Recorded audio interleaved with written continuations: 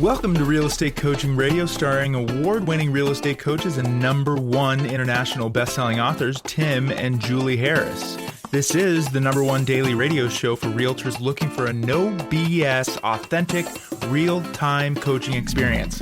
What's really working in today's market, how to generate more leads, make more money, and have more time for what you love in your life.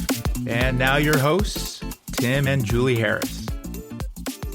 Hey, we're back. It is October the 29th, and Julie Harris has got a fantastic show that they prepared for all of you guys today. And it's the outrageous goals to finish 2021 strong. And most importantly, set yourself up to have an incredible start to 2022. So, Julie, what motivated you around this topic? Well, you know, the clock is ticking, the months are changing, and we are full on going into the holiday season with November and December. And of course, and this is one of the points coming up, Expired Palooza weekend. That's right. Exactly. I mean, it's right around the corner. That's right. And this is not the time to give up and say, well, we're almost through the year. Nobody's working during the holidays anyway. Nope. We want you to finish strong because as you've been hearing from us on virtually every podcast, what you do fourth quarter greatly determines your trajectory first quarter.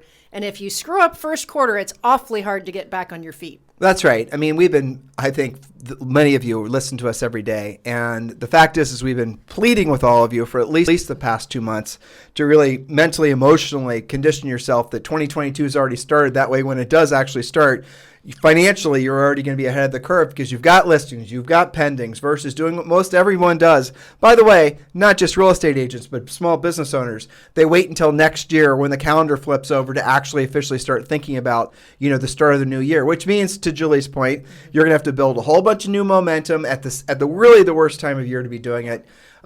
Just for every kind of building momentum going into the year is the hardest time in real estate to build momentum because that's when everyone else is doing it.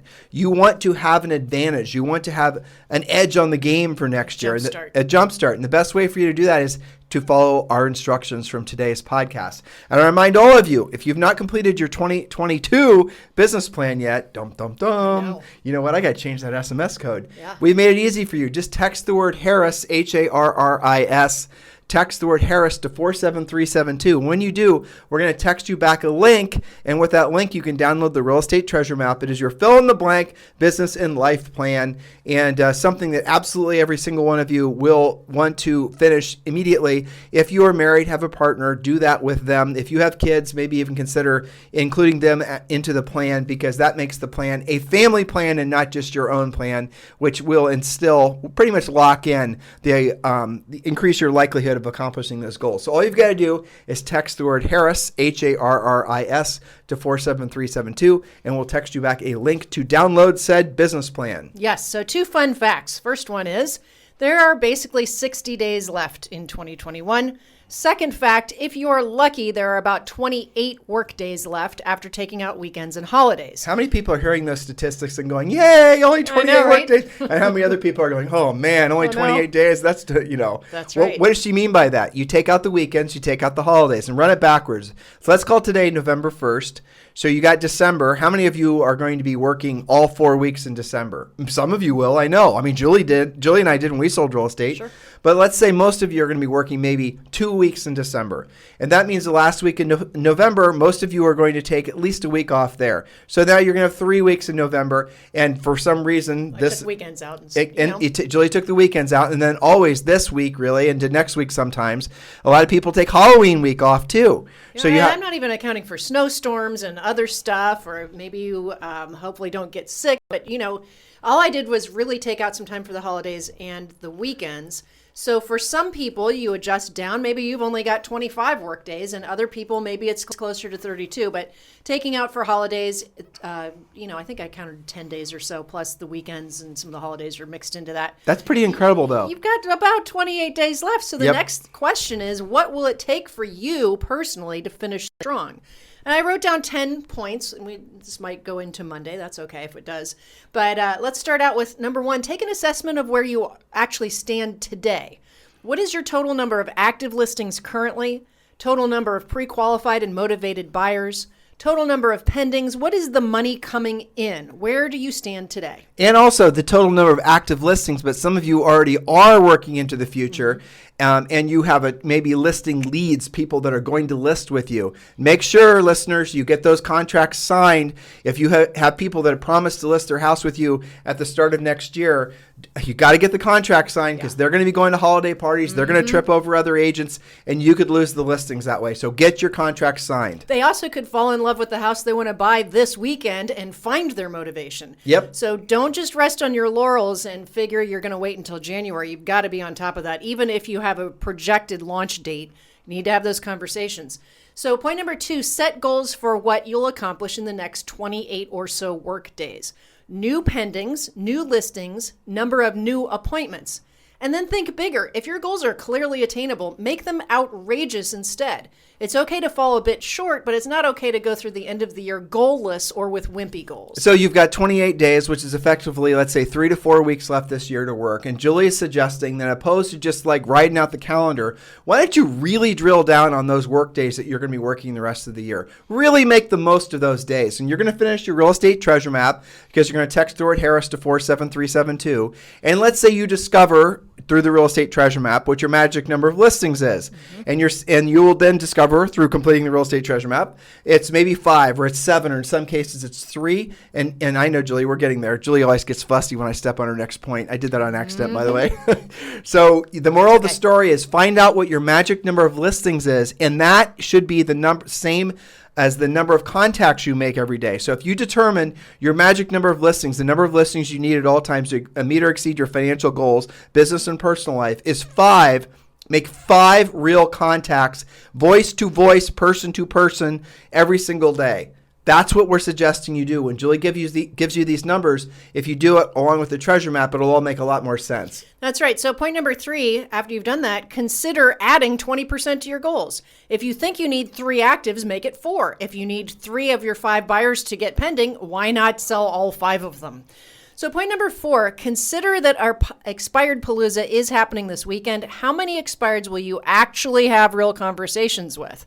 And you know, one of the assignments that I had some of our coaching clients do is to have, we call them expired sorties, right? You have a specific expired plan, not just all of the, expireds in your entire MLS, but it's also, for example, Chris Leon in Chicago. He was hunting down expired new construction, which is a very specific hunt. And what you do is you start very broad just to see where it is. And the only search criteria other than expireds for, say, the past 6 months, you can do probably your whole MLS, is year built 2019 to present. Good. And what that does is it captures new construction that maybe hasn't sold, or maybe it was expired when it was or a model. just a model home. I remember the Kenmores found one that way. And, Lance was all excited. He came to the call and said, I just listed one for $750. Now, their average sale price is about $350. So this was extra good. And he said, and I also sold it. I took it on Friday. I sold it on Saturday. I said, well, what did you do to sell it? And you know what he said? I put it in the MLS. He had found a model home from a parade of homes that had never actually had any realtor attention, put it in the MLS, had some pretty pictures, did the showings, got it pending. Of course. So it doesn't have to be like the typical expired hunt. You can do something specific. Now, I'll take another example for expired palooza.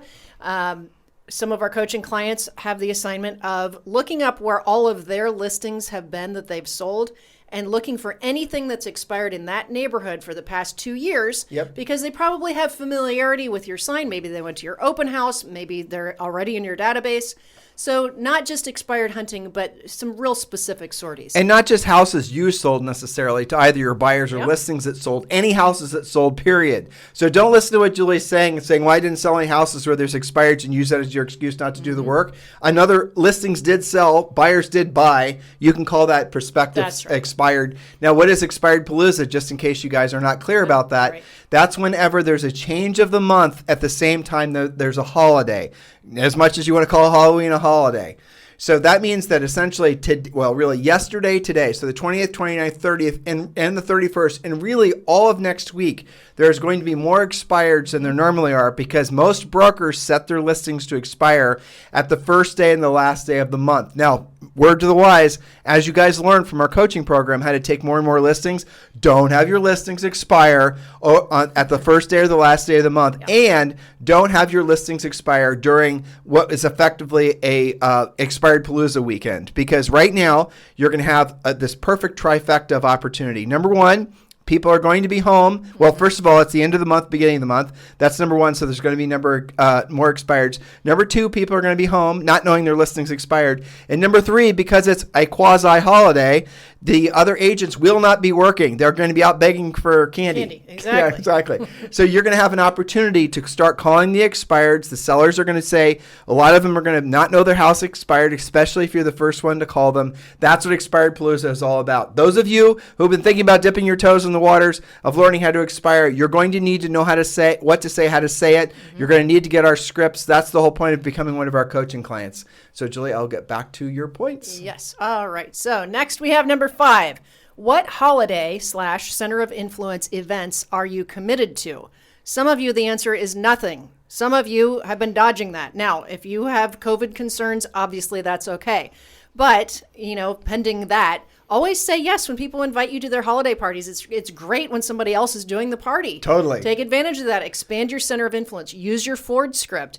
You'd be amazed at how many transactions come from those types of events. And remember, we mentioned earlier in this podcast, if you're not doing that, some other licensed agent is, and they're building the relationships. And guys, this is part of our coaching program. We talk to you about when you go to parties, how to, even if you're a big dorky introvert like Julie and I, we talk to you exactly what to say, and we talk to you exactly how to position yourself in the room, conversation patterns, family, occupation, recreation, dreams, Ford. We talk about all that stuff with you so that even if you're a super introvert, you can go to a party where you don't know anyone and you can get to know people relatively quick. It's not that difficult. And then you can network that way. And the very fact that you're at the party effectively makes you a center of influence as the person who's holding the party, which probably means that you're 1 degree away from everyone else at the party because they're friends with that person too. So all the people at the party hypothetically could be a center of influence and past client lead for you after you get to know as many of them as you can. How do you know Tim and Julie?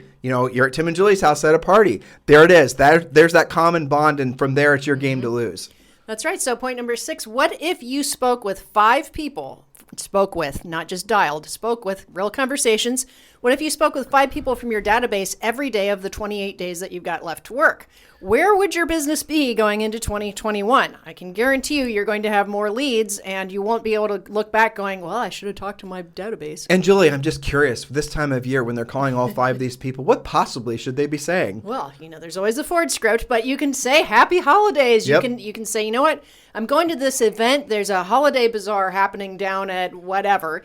And maybe I can see you there. I just wanted to, reconnect with you, see how the family's doing. Hey, I was just thinking about you. I was driving past your house. I noticed your Christmas decorations. They look great. Maybe you stalk them a little bit on social and notice the fact that they just put their family Christmas card picture up or whatever it is.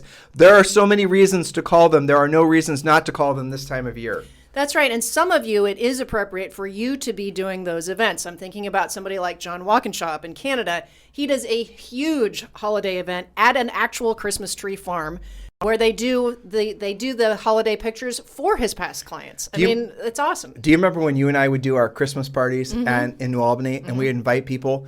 And this is a true story. There would be agents who are not invited who would basically crash our party. I do remember. That happened every single year. I know. Just because you're in the neighborhood doesn't mean you should. Don't you think it's hilarious? I know. But, for some of you, you should be doing events. They could be small events. They could be, we just did a wine tasting at a friend's house. It wasn't a big event. So, be COVID sensitive, but people are getting out more and you can do some of these things, especially if it's outside. The best party that Julie and I ever did at our house, and again, introverts don't like doing parties, not going to parties, so we were forcing ourselves into. Okay, we talked ourselves into doing it. We had this party at our house in New Albany, and it was, I think, we were doing something for veterans or something, weren't we? Wasn't it post 9/11 or something? It may have been. Yes, and yes, flags it was. in the lawn. Right, it was a holiday themed patriotic holiday party, right? Yes. But I think weren't we raising, like collecting canned goods for the local? Yeah, we were doing a food drive. Right. So we were doing a food drive, and we didn't obviously demand that people bring canned food. But I remember we had so much canned food delivered, we had to go rent like a U-Haul to haul it all off, That's right. which was not what I was awesome. anticipating. No. But what made that party fun was we were in Ohio, so we had a basement. We had a fireplace in the basement, and we put a palm reader.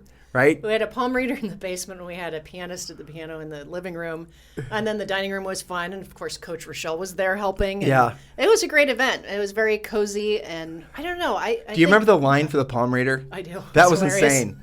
I mean, the line for the palm reader, she always had like 20 or 30. I mean, at what point is she just going to awesome. start, Recycling. Exactly. I know. Coming up with new material. It was crazy. Yeah, so try and have fun with it, guys. And if you're not going to be the one doing these events, at least say yes and go to the ones from, your past clients that are inviting you, for example. All right, point number 7. Remember, we're talking about finishing the year out strong, thinking bigger. Point number 7, what would it take for you to have the best holiday ever for you and your family? What would that take? Actually define it. What are we doing to make this the best holiday ever for you, me, Zoe, and my mom? Well, I think we're going to be in North Carolina for one thing. We're going to be in North Carolina. Hopefully Zoe's going to see snow. Yep. Every time it gets to be about like 73 degrees here, she asks if it's going to snow. And when I drive her to school and there's like dew on the on the grass, is that snow? So I think that'll be special. And I would like us to do one of the layaway, gifting things. We should. We'll look into what we should do maybe in North Carolina. Maybe here too. If you guys aren't regular listeners, we're big advocates of going to your local Toys R Us, or frankly, it could be a Walmart or any place, and walking into the layaway department, and with whatever you feel comfortable donating, actually pay off the layaway for toys. And Julie and I like a Secret Santa kind of thing. You're right, but you just walk up to the layaway desk and said, "I want to pay off some layaways." And what Julie and I would do is we would have the person working in the customer service area running layaway look for layaways where the toys were mostly for little kids. Yeah. Like we weren't doing a lot of payoffs for like furniture and stuff like that. Screen TVs. Right. We were looking for layaways where it was all like obviously kids. That's the reason we went to Toys R Us. Yeah, and the thing that I thought was surprising and interesting is a lot of those layaways were only like $25. Oh, I know. And people were making like a $3 payment or a $5 payment. So think of the impact that makes for somebody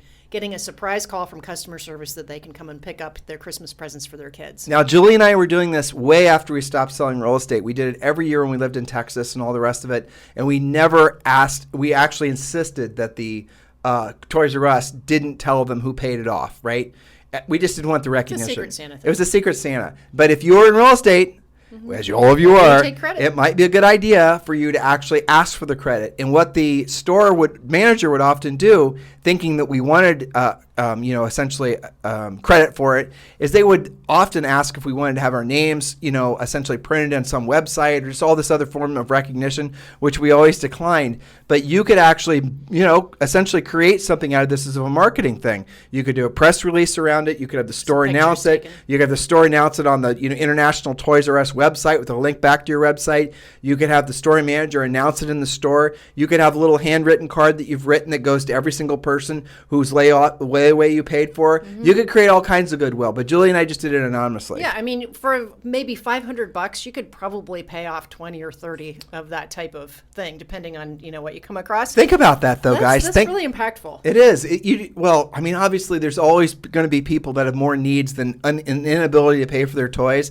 Except if you're that little kid who might not have had any Christmas presents, had generous you gone and paid off these layaways. I mean, I had plenty of Christmases where we didn't have any Christmas presents, and we weren't that bad. Right. My parents were just broke. And so I really appreciated the opportunity to basically right that wrong. And all of you guys can do, your own iterations of that. Yes. All right. So point number 8, what habits can you form now which will set you up for your most successful first quarter? So don't wait until it's the new year to get ready to get started to start that new schedule.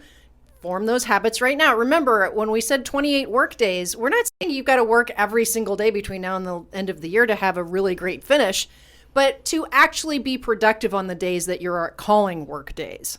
So think about your habits that you're going to set. Point number 9, set your daily work schedule so you'll finish out 2021 strong. 80% of your day should be lead generation, lead follow-up, pre-qualifying, or presenting, and 20% working on your deals. Some of you guys, especially when you're already having a pretty good finish to the year, hide out in your transactions. Some of you need to actually hire a transaction coordinator so you can get out of the weeds and finish even stronger. So consider those 2 points. And of course, point number 10, if you're not in coaching yet, don't wait until January 1st.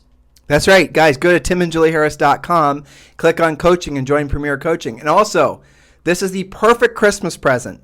Well, the perfect Christmas present for you is joining coaching. But any other real estate professional in your life or you, get our book, Harris Rules. If you're looking for something to reinforce the podcast, reinforce the completion of your real estate treasure map, listen to our book if you want to get it on Audible or read it. It's called Harris Rules.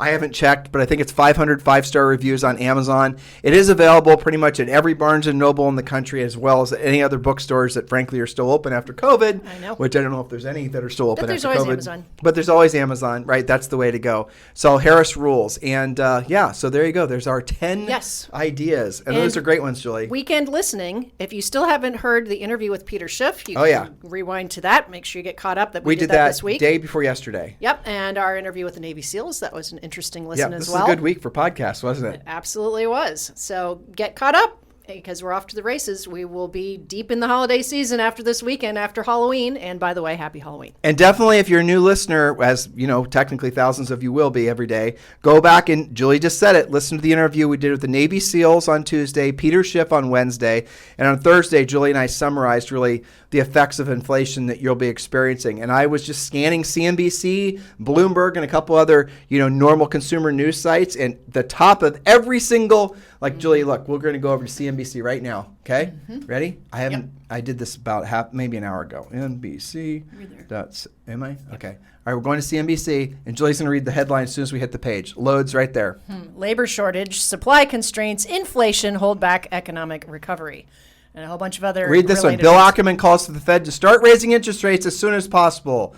I mean, remember we told you guys this a week ago that every single headline, basically, starting with the news sites, was going to be about inflation. Inflation notches a fresh 30-year high as measured by Fed's favorite gauge. Next title, this is all on CNBC. With inflation and growing risk for investors, here's what advisors recommend. I mean, inflation. So you guys got to know what it is. So you're not just basically going to be fearful of the fear comes from not knowing what it is. And you will, once you understand it, you will not necessarily feel fearful for it, especially if you have a plan on how you can positively prepare yourself and those of your clients, personally and professionally, for what is going to be an historical. Peter was he was saying 3 to 5 years. Probably. So this is going to be something that none of us, we live with. Unless you're older than probably maybe 65 and you remember the inflation in the late 70s, what we're going to be experiencing, really it's already started, is going to be historic for all of us. It's not like, oh great, we need more historic crap happening in a very short period of time. Right, why not throw inflation? Exactly. We had the pandemic and we had all these other things before. Why not have global inflation with people worrying about hyperinflation? It's to distract us from the aliens, I'm sure of it. That's what's really going on. You wait and see. You guys have a fantastic day. We'll talk with you on the show on Monday. This podcast is a part of the C-Suite Radio Network. For more top business podcasts, visit c-suiteradio.com.